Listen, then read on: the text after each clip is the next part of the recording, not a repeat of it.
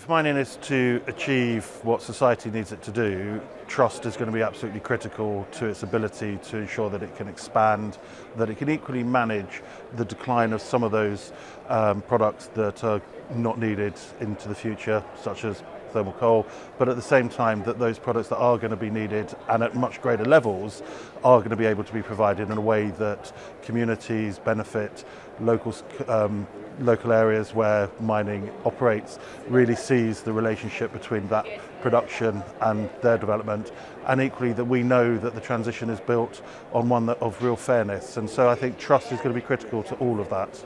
It's always tremendous when you have the opportunity to meet with lots of different companies, from the largest to new startups, and really that whole sort of intersection of that broad perspective. So I really sort of benefit from the fact that I learn, first and foremost. I get a new understanding as to what industry is doing. I also then have the opportunity to really bring a perspective from investors. I chair the Global Investor Commission.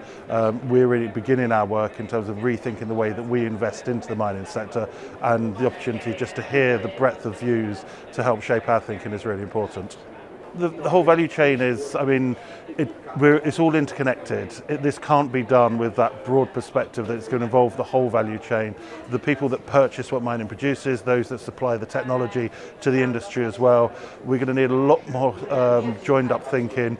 We also need to understand that from an investor perspective. How can we incentivise and really ensure that this sector can be the best it can be, and really ensure that that's the whole sector, not just a group of companies. So having everybody in that discussion, having everybody present is really important. I think first and foremost, it's great to hear that you've got younger people at this event. I think it would be great next year to think, actually, let's have young people on every panel, so that there's a way in which you can have that youth perspective interjected, and not just use, I know obviously when you're in one country you're going to have people locally, but I think having that perspective here has been really good.